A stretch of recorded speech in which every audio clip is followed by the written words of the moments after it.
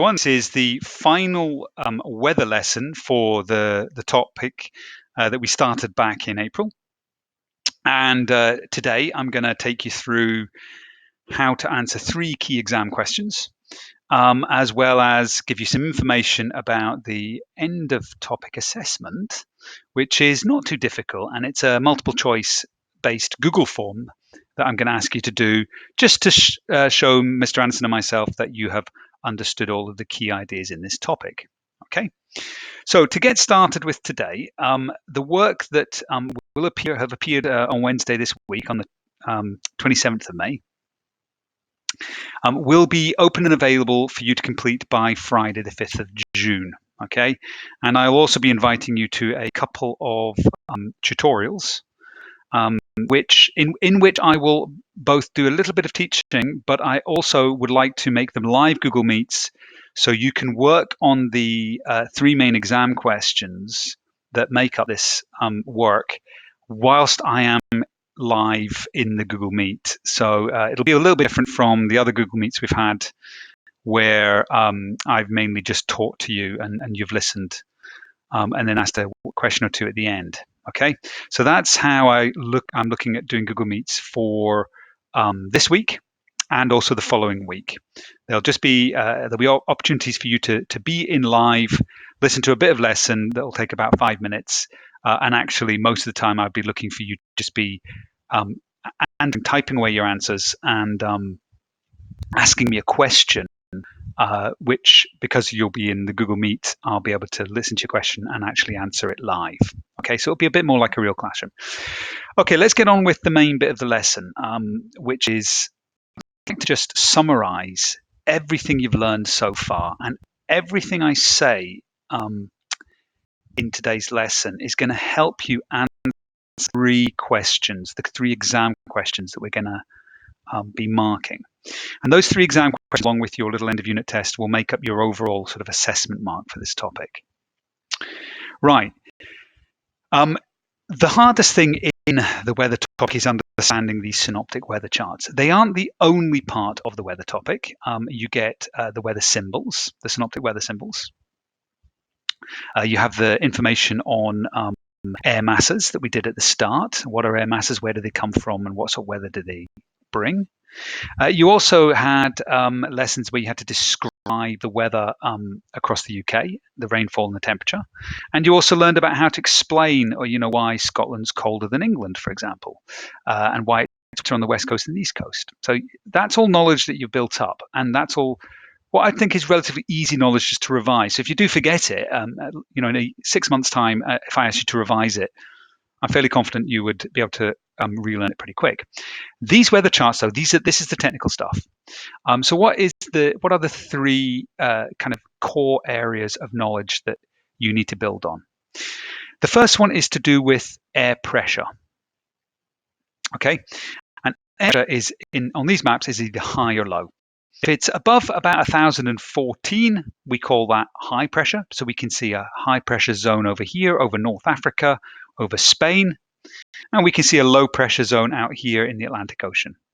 Okay, and air pressure basically means whether there is a lot of air pushing down on the surface of the Earth, and that's what we call high pressure, if there's a lot coming down from high up and sinking towards the surface.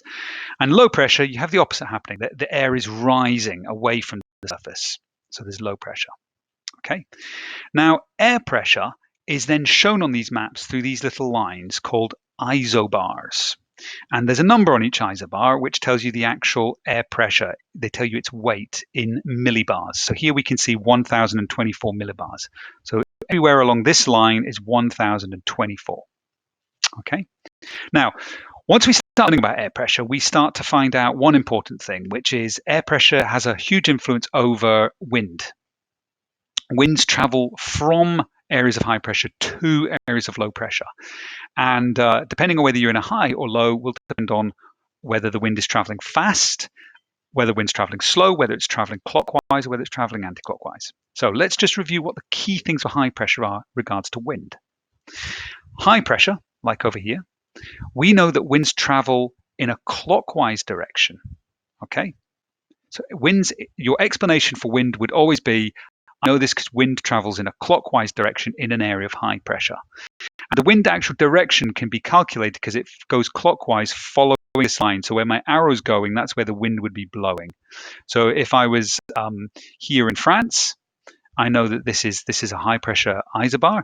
So the wind is following it in a clockwise direction in that actual direction. So this would be coming from the southwest. Okay.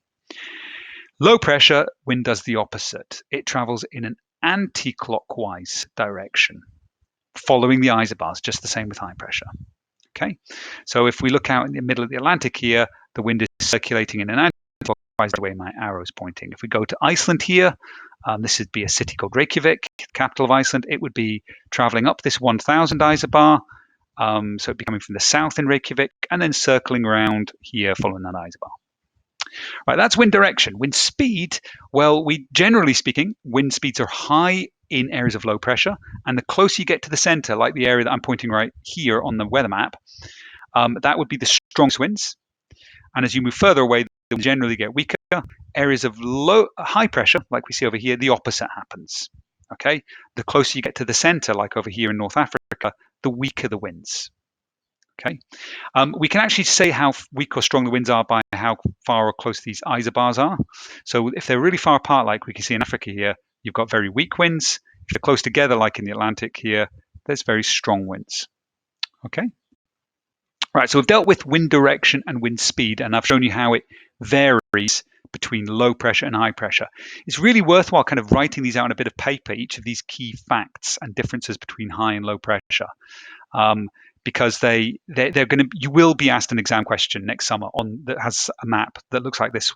It's going to ask you about the weather in an area. Okay, that's a fact. That happens every year. Okay, so you can't avoid these questions. So it's worthwhile making sure you really get strong with them. And even this little video that I'm giving you right now, you might want to watch it again when you're revising later on in this topic.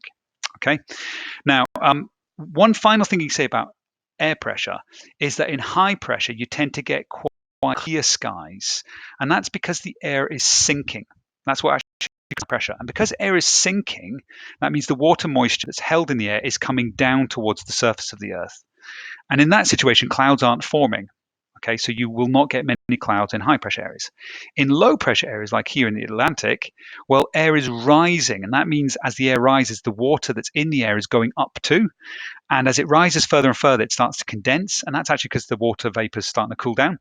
And when air condenses in the sky, it forms a cloud, and that means that rain is more likely as well. But you're definitely going to get clouds, or more likely to get clouds in low pressure. So that's one final bit about the weather you're able to say when it's a warm or a high or a low air pressure area. Right. That's the first major bit of these. The second major bit is air masses.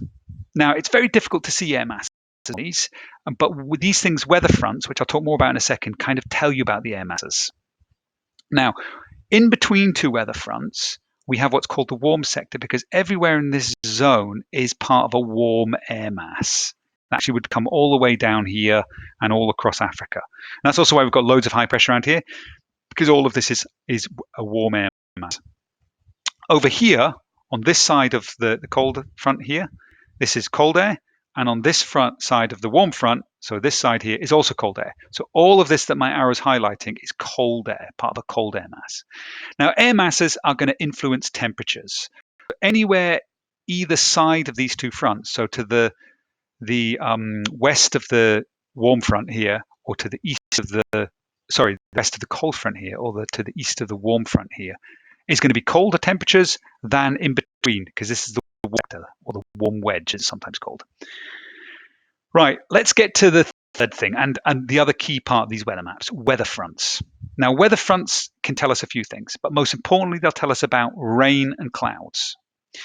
Anywhere that is near a warm front, so either just in front of it or just behind it, is going to be experiencing steady rain.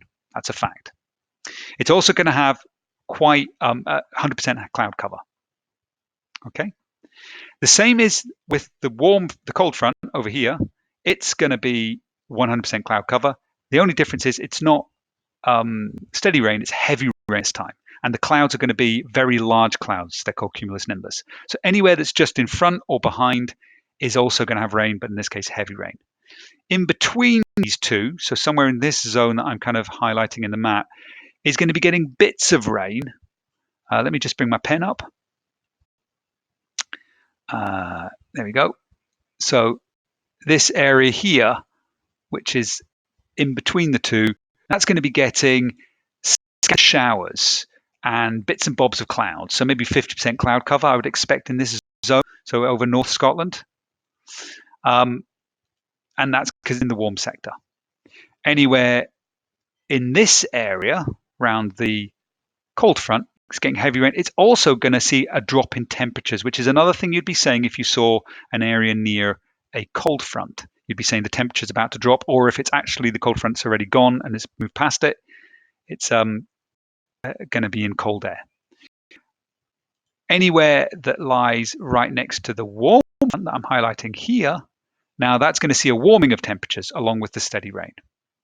Okay. One final thing to remember with these weather maps, and just to conclude this kind of teaching bit, is that these fronts always tend to be moving from west to the east. Okay, so if I just remove all of this drawing on the map, when you look at a front on a map, whether it's the warm front or the cold front I'm looking at right now, okay, it tends to be moving from over here to over here. The actual weather symbol, the actual blue triangle, tells you that this front is moving in this direction. It's pointing in the direction it's moving. Likewise, the little semicircles up here, they are pointing in the direction that this front is moving. So these fronts aren't actually moving completely from west to east. This one here is moving in a kind of northeasterly way, and this one over here is moving in a kind of, well, northeasterly as well. Okay. Right, those are the key things of understanding these. I've done a lot of teaching around this. There's loads of tutorials that are available that will help you. You'll be able to look at again in my YouTube channel later on this year if you find this topic difficult, because you generally do. I've taught this for years, and students don't ever find this easy, and so don't worry if you haven't. Right, what's for you to do? Well, you are. Let me just. Going to now have to answer these 3 exam questions on page 30, 31, and 32. Okay. Before you answer each one, I would watch the tutorial that goes with it. And that tutorial will break the question down and will give you some insight into how to answer the question. I will also be hosting online Google Meets, which will allow you to sit down and answer them whilst I am there. Okay, so you don't need to maybe do them on your own, or maybe you want to do them on your own, come to the Google Meet and just ask me about some of the things that you've written and ask me whether they are correct or not. Okay. Once you've done each of these 3 questions, and by the way, these page numbers are linked to the PDF document of the virtual note set, not your own. They are the last 3 questions in the whole topic, so they're quite easy to find, and these tutorials will show you each question on your screen. Once you've done that, you should then follow this link, because it will take you to the Google form. So let me just show you that. Here's the Google form. You're going to type in your name up here, and then you've got this that shows you Britain's 5 air masses, and you've got 5 multiple choice questions on that. Then you've got this map from the 6th of January that shows you a synoptic weather map of the United Kingdom, Ireland, and France and Spain with different air pressure zones on the 2, as well as weather fronts up here of the UK. And you've got synoptic weather symbols that tell you the described weather in Madrid, like here, Land's End down here, as well as up in the north of Scotland up here, as well as other places. Okay, and then you've got to answer 10 questions, multiple choice questions. You can only choose one. There's only one answer for each one, so there's never going to be multiple answers you can choose. So you have to read the wording carefully, because sometimes it's actually in the wording that they could trip you up. So make sure you look at all 4 before clicking on the one you think is correct. Check the others are not correct. In one case, one of them is saying that 3 are correct and 1 is false. You have to identify the false statement. Okay, and that's it for this week. You have until Friday, the 5th of June to get this done. Feel free to get it done beforehand and hand it in. It's entirely up to you. good luck. And we're gonna, when we finish this topic, we're gonna have a small introduction, a new topic, which I'm going to take you through for the sort of final 3 weeks before the summer holidays, and that will conclude the course for National 5 in S3, and then we're going to move on to whole new areas, including our assignment, which will involve a trip to Loch Lomond after the summer. But more information on that later on.